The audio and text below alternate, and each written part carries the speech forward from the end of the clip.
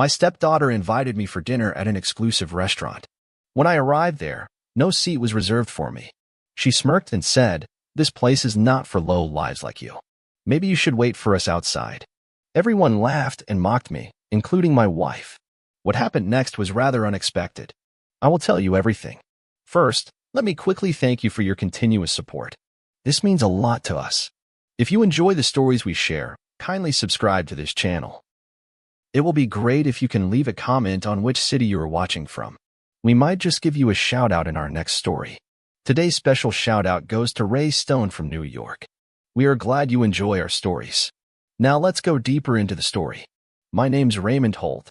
I never liked drawing attention to myself, not in the boardroom, not at family functions, and definitely not at the dinner table. I built my wealth quietly. Real estate, silent partnerships, and one particular gem I kept to myself, an upscale restaurant tucked away in the heart of the city. Nobody knew I owned it. Not my wife, Jenna, who'd grown accustomed to luxury without ever asking where it came from. Not her daughter, Chloe, who looked down on me as though I were a tolerated but inconvenient stray. I let them believe I was just some lucky investor who got in early on a couple of startups. Letting people underestimate me had become second nature. But that didn't mean it didn't sting. Jenna was 20 years my junior and never really tried to hide that our relationship was transactional. At first, I thought I didn't mind. She brought energy into my otherwise routine life, and I thought maybe, just maybe, I could earn a place in her world. But over time, the little dismissals piled up. She'd speak over me at dinner parties, make jokes about my dad's shoes in front of her friends, and offer that patronizing smile whenever I mentioned something she didn't deem impressive enough. And Chloe? She had inherited her mother's arrogance, but none of her tact. Ever since she turned 23, she treated me like a hurdle to be ignored or mocked depending on the audience. I tolerated it longer than I should have. I always told myself, "You're building peace. You're giving them a good life. Maybe they'll come around." So when Chloe invited me to dinner, I didn't know what to make of it. She came down the stairs that morning, tight blazer, those expensive heels I'd paid for, and casually mentioned she'd made a reservation for us. "You and me. And Mom. At Vantel. It's new. Thought we should celebrate. Something." Her voice was syrupy sweet, which immediately put me on edge. Chloe never wanted to spend time with me. She never even acknowledged I existed unless she needed something. But Jenna, leaning against the kitchen counter, chimed in with a smile that didn't quite reach her eyes. "It'll be good for all of us. You've been working so much." I should have trusted my instincts then. That voice in the back of my head, the one I'd muted over the years for the sake of keeping peace, whispered that something was off. But I ignored it. I told myself it was a start, that maybe Chloe was turning a corner. I even let myself feel a flicker of hope. I spent an hour picking out the right suit that evening, nothing flashy, just clean and classic. I booked a car, something sleek but understated. And as I rode through the city, watching the lights flicker past, I let myself believe I was finally being invited in, not as a bank account, but as family. Vantel was a beautiful place, even by my standards. Sleek black awnings, frosted glass windows, and a golden V engraved on the door. I knew every inch of that restaurant. I'd personally approved the tile design in the lobby and fought for the hand-stitched leather chairs. It was mine. Every smile from the wait staff, every menu item, every scent floating from the kitchen, it was all me. But tonight, I played dumb. I approached the hostess stand like any other patron. "Reservation for Holt," I said, keeping my voice even. The hostess frowned and tapped on her screen. "I don't see anything under that name," she said. "Are you sure it was for tonight?" I hesitated, confusion setting in. "It should be under Chloe Madison, then. I'm a guest." She checked again. Still nothing. That was when I saw them. Chloe, Jenna, and 3 others, 2 of her Instagram perfect friends, and some guy with a Rolex who looked like he practiced smirking in the mirror. They were already seated, drinks in hand. Chloe caught my eye, and her smile widened like she'd been waiting for this exact moment. "Oh," she called out, loud enough for the nearby tables to hear, "Look who actually showed up. Honestly, I didn't think you'd come." I walked over, still holding on to the hope, foolish as it was, that there was some misunderstanding.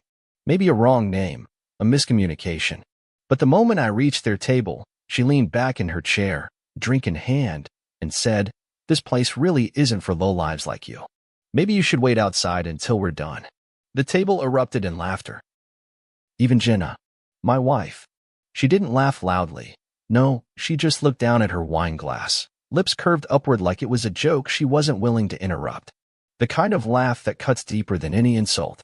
I stood there, utterly exposed, and for the first time in a long while, I felt that old, familiar burn in my chest. The one that reminded me of every time I let someone walk all over me in the name of keeping the peace. I had spent years buying silence, comfort, and affection. And for what? But I didn't let it show. I smiled.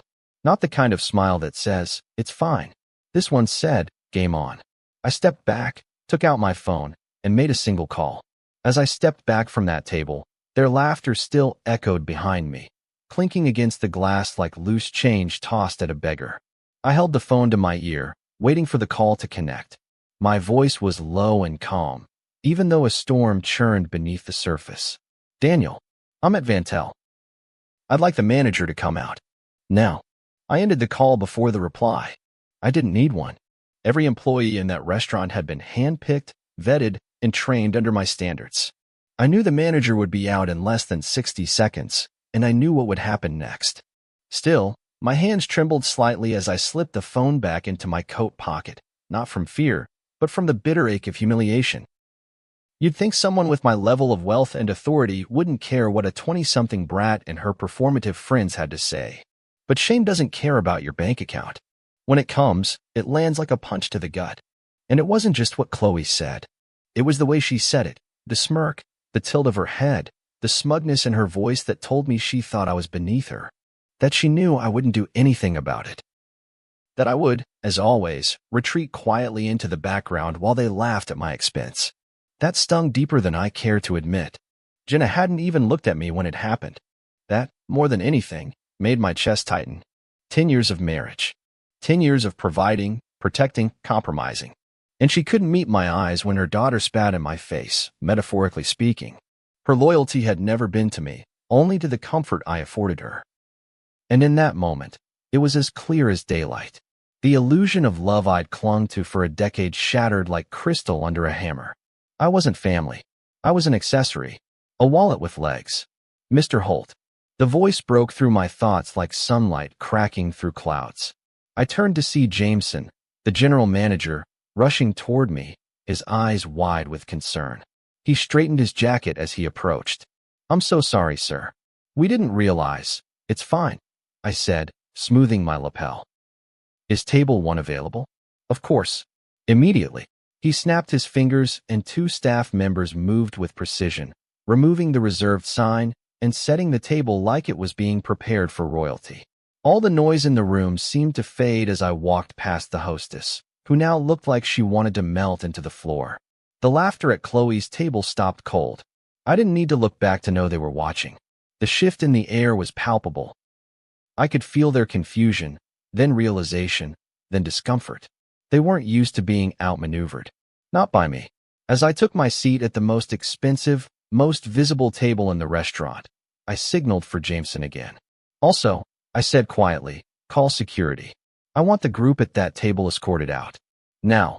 Jameson hesitated for only half a second, his eyes flickering toward Chloe's group before he nodded. "Absolutely." The room fell into an eerie hush as 2 uniformed security staff appeared from the back. They approached the table with professional calm. Chloe's face twisted first in confusion, then in indignation. "What the hell is this?" "Ma'am, we're going to have to ask you to leave," one of the guards said firmly. "There's been a request from ownership." Chloe's jaw dropped. "Ownership? Are you joking? My stepdad doesn't own this place. He can barely afford the wine list." And then it happened. Jameson stepped forward and, in a voice meant for every patron in the room to hear, said, "Actually, ma'am, Mr. Holt is the owner of Vantel. Has been for 3 years. You're being removed at his request." The silence was deafening. Chloe stood up so fast her chair toppled behind her. "You can't be serious," she barked, looking between Jenna and the staff. Her face was red now, not just from rage, but from embarrassment. Jenna rose slowly, stunned into silence. "Raymond," she said, her voice trembling, "we didn't know." "I know," I replied, taking a slow sip of my wine. That's the problem. Her eyes welled with tears. Fake or real, I couldn't tell anymore. Can we just talk about this? Please. I gestured subtly to the guards. They're disrupting my dinner, I said flatly. Make sure they leave the premises immediately. One of the staff opened the door as the security team ushered them out. Chloe screamed profanities. One of her friends tried to film the moment until a waiter kindly informed her that photography wasn't permitted on private property. And Jenna kept looking back at me like a dog locked out of the house it once owned. But I didn't move, didn't flinch. I just sat there, tasting a wine I had personally selected for the house list, while the doors closed behind them. I felt nothing. No triumph. No vengeance. Just nothing. Until about 20 minutes later, when Jenna returned. She wasn't allowed in, of course, but I could see her through the glass, pleading with the hostess, who nervously gestured toward Jameson. He intercepted Jenna just outside the main floor and whispered something I couldn't hear. Then he walked back toward me.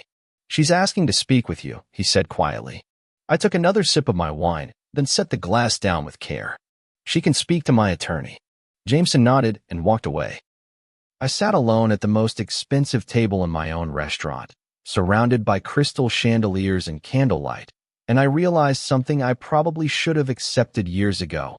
I had never been part of their family. I was simply funding their performance. But the curtain had just closed. The next morning, I awoke in an empty bed. Jenna hadn't come home. The pillows still held the faint trace of her perfume, but the sheets on her side were crisp, untouched. I lay there staring at the ceiling, not out of sadness but calculation. The events of the previous night replayed in my mind, not as a blur, but as sharp, deliberate frames. Chloe's smirk, the click of her heels as she stormed out, the hush that fell over the restaurant when the truth landed like thunder. For a decade, I had funded their contempt, bought silence with compliance. And last night, I'd finally stopped writing checks. My phone buzzed on the nightstand. One message. From Jenna. Just 3 words. We need to talk. I didn't reply. Not yet. Instead, I took my time getting ready. I made coffee, walked the grounds, opened the window to let in the July air. Everything looked the same, but something had shifted inside me. Like I had finally stepped out of a role I was never cast for. The house was quiet, too quiet, really, but I welcomed the stillness. It was a kind of peace I hadn't known in years. I sat on the patio, answering emails, scheduling a lunch with a business partner, and then, finally, I opened the front door around noon, just as Jenna's car pulled into the driveway. She stepped out cautiously, dressed too well for a casual conversation. That always meant she was gearing up for a performance. She wore white. She always wore white when she wanted to appear innocent. I didn't know, she said the moment she reached the top of the stairs. Raymond, please believe me. I didn't know you owned the place. Chloe didn't either. I leaned against the doorway and crossed my arms. That's what you're worried about? That you embarrassed the wrong man. Her face faltered. That's not what I meant. I mean, yes, it was a cruel joke. But I didn't know it was your restaurant. If I had, I would have respected me. I interrupted, my voice flat. Defended me? Or would you have just told her to play it differently? She looked away. Ray, come on. You're twisting everything. No, I said. I'm untwisting it. For the first time in years. She blinked rapidly, the threat of tears rising. Please don't throw everything away because of one mistake. One mistake. I laughed bitterly. Jenna, this isn't about the restaurant. It's about every time you made me feel small in my own house. Every time you let your daughter treat me like garbage while I paid for her tuition, her rent, her spa weekends. Last night wasn't an accident. It was a culmination. She stepped forward and touched my arm. Don't do this. We can fix it. I stared at her hand until she let go. Why would I fix something that was never real? I asked. You didn't love me. You loved the life I gave you. She shook her head, but I didn't wait for the defense. I stepped aside and gestured inside. If you want to pack your things, now's the time. My lawyers already have the paperwork. Her mouth fell open. You're kicking me out? No, I said. I'm ending a transaction. You're free to find someone you actually respect. She left without another word. By that evening, her name was removed from all the shared accounts. My legal team, efficient as ever, had already filed the divorce papers. She'd later find out that the prenup she'd skimmed over 10 years ago, too excited about her new car and European honeymoon to read the fine print, ensured she'd leave with exactly what she brought into the marriage, a closet of designer clothes and some bad credit. But the fallout didn't stop at the front door. News of what happened at Van Tel spread quickly. I hadn't counted on that, but maybe I should have. Some influencer had been dining nearby and, recognizing Chloe, recounted the entire spectacle on her story. No photos, just a gossipy blow-by-blow of the moment some rich girl's stepdad turned out to be the owner and got them all kicked out like garbage. It went viral. People tagged Chloe in the comments until she shut her profiles down. 2 days later, my assistant forwarded me a voicemail. "Raymond," Jenna's voice cracked. "I can't believe you're doing this. I get it. You were angry. But this? Making sure I leave with nothing? After 10 years? Do you really hate me that much?" I didn't respond. Not because I hated her, but because I finally loved myself enough to stop rewarding betrayal. A week passed. Then 2. My house was quiet now. No more thumping music from Chloe's wing. No more forced smiles over silent dinners. No more snide jokes dressed as sarcasm. Just me, the ticking clock, and a surprising sense of relief. One evening, I had dinner at Van Tel, not out of spite, but because I wanted to remember what peace tasted like. Jameson greeted me with a warmth that wasn't performative. The staff moved with quiet precision, and the table, the same one I sat at during that unforgettable night, was waiting. Halfway through the meal, a middle-aged couple approached me. "You're the man from the story, right?" The woman asked, eyes wide with a mix of awe and amusement. "The one who turned the whole thing around?" I nodded slowly, unsure how to respond. "You're a legend," her husband said. "Respect." I smiled politely. As they walked away, I realized something that chilled me. I'd become a cautionary tale. Not for men like me, but for women like Jenna and Chloe. And I didn't feel bad about it. Not even a little. Because sometimes, the only way to fix a broken system is to burn it down. It didn't take long before the fallout became public. Not just whispered rumors or vague statuses online, but full-blown digital firestorms. The influencer's voice memo about the dinner incident had spread across platforms like wildfire, reshared on gossip accounts, dating podcasts, and even a local news segment titled "Stealth Billionaire Teaches Entitled Stepdaughter a Lesson." I never sought the attention. I never even confirmed the story. But the court of public opinion didn't wait for consent. My name wasn't mentioned in the original post, but Chloe's was. And once people recognized her, once a few brave former classmates chimed in on her pattern of nastiness, it was game over. By the end of the week, Chloe's PR internship dropped her. Her fitness sponsorships pulled their affiliate codes. Even her favorite brunch spot, where she filmed weekly content, asked her not to return due to the distraction. And just like that, the Golden Girl mask she wore online shattered. I didn't revel in her downfall. That surprised me. I thought I'd feel vindicated, maybe even triumphant. But instead, I felt something else. A heavy, slow ache, like watching someone trip on a road you built for them and realizing they never learned how to walk on their own. Chloe had been raised in privilege, not because she earned it, but because I provided it. And in doing so, I'd enabled her cruelty. She never had consequences before. I had shielded her, paid the rent when she failed to keep a job, bought her silence when she screamed at Jenna, pretended not to hear when she mocked my age. Maybe this mess wasn't just her fault. Maybe it was mine too. One night, my old friend Marcus stopped by for a drink. We'd known each other since college, before the wealth, before the marriage, back when we were two broke kids trading business plans over dollar beers. He'd always been blunt, which I appreciated. "You good?" he asked, leaning back in the armchair across from me. "You look clean, like someone just pressure-washed your soul." I chuckled. "That's one way to put it." "I saw the post," he added, sipping his scotch. "You really threw them out? In front of everyone?" I nodded. He whistled low. "Damn, that's cold. Was it too much?" I asked, more to myself than to him. Marcus shook his head. "It was overdue. Hell, Ray. You tolerated more disrespect than anyone I know. You didn't explode. You drew a line." Finally, he paused, then added, "But if you're asking because you feel guilty, that's a good sign. Means you're not like them." That sat with me for a while after he left. I didn't want to become bitter. That was my fear. I'd seen wealthy men like me harden into cynicism, isolated, emotionally fossilized. I didn't want that. I wanted to feel again, to trust again, but only with people who deserved it. The house felt bigger now, emptier. Jenna had come back once to gather the last of her things. She didn't cry this time, didn't even speak, just moved quickly, mechanically, like a ghost passing through a place it no longer haunted. I didn't follow her. I watched from my study window as she drove away, trunk packed with designer luggage and nothing else. 3 days later, she filed for divorce officially. I signed the papers the same day and sent them back with a single note attached. No contest, and no payout. She didn't respond, but her lawyer did. A futile attempt to renegotiate the prenup.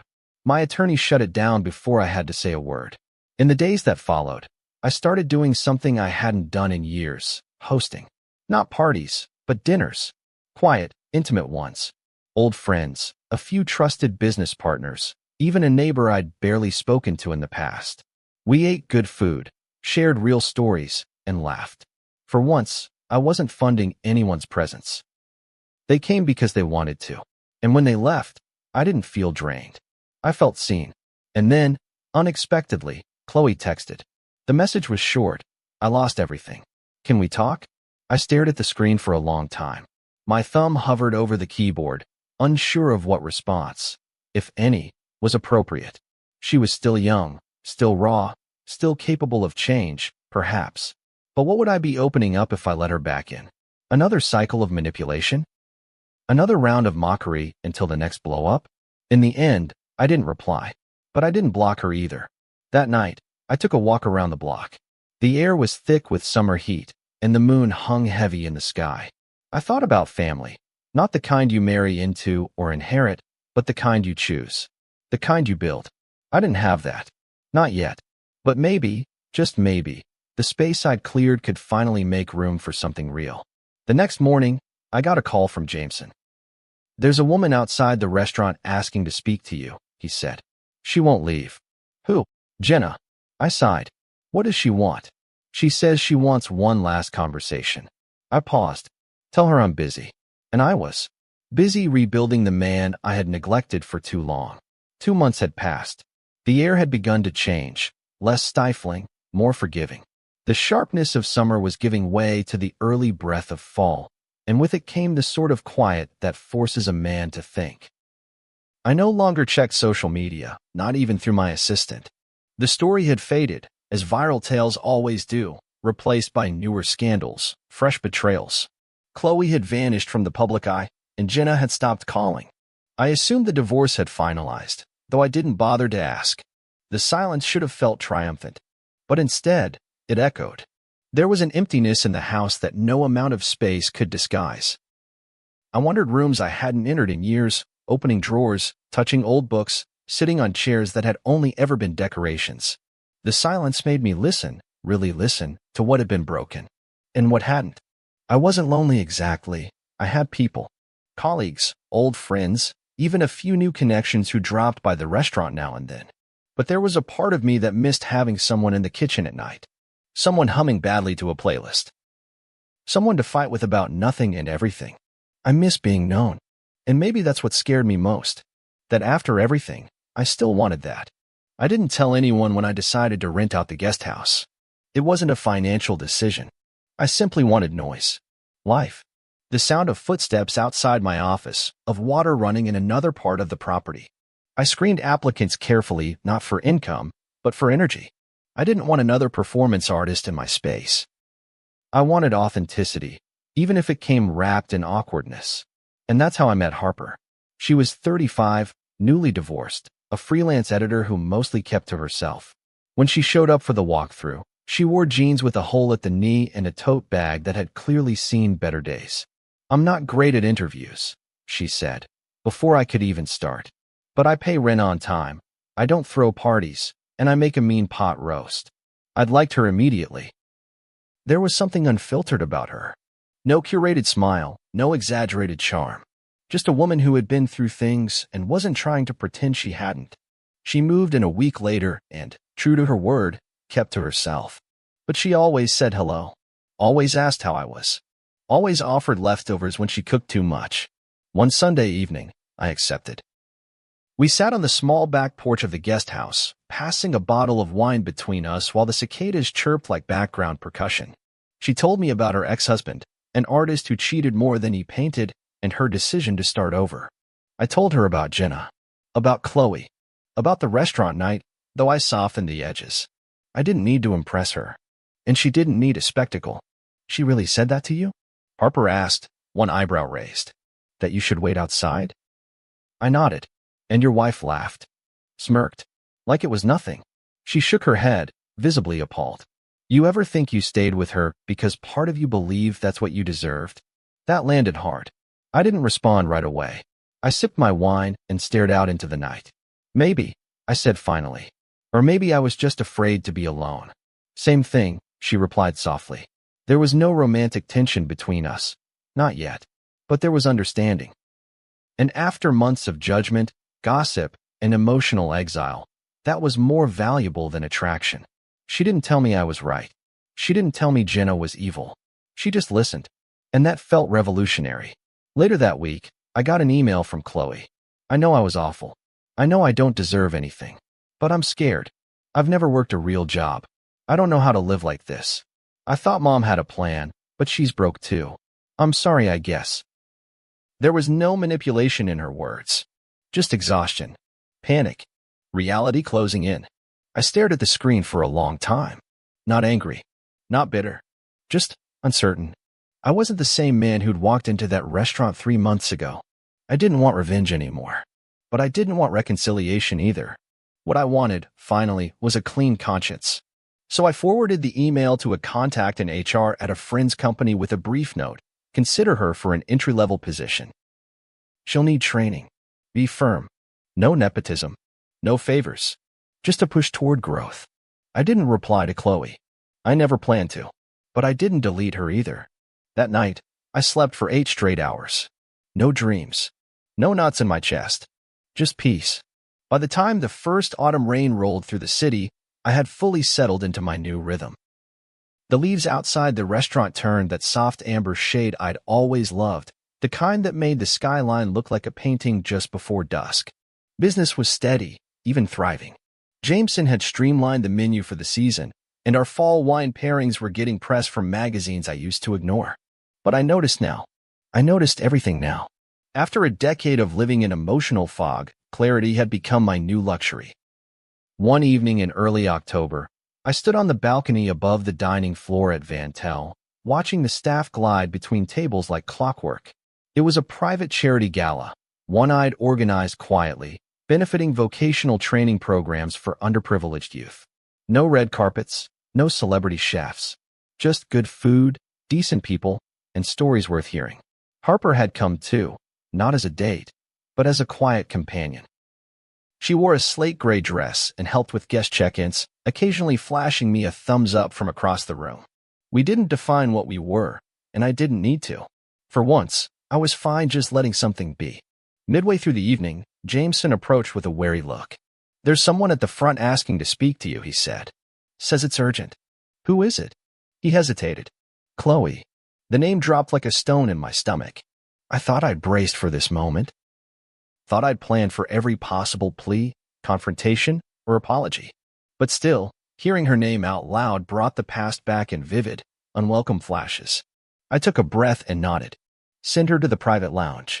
She looked different when she entered. Not in the way someone changes clothes or hair, but in posture. Her shoulders no longer carried the reckless entitlement I remembered. She stood like someone who'd been humbled, possibly broken. Her voice was small when she spoke. Thanks for seeing me. I gestured toward a seat, but didn't sit myself. You have 5 minutes. She blinked.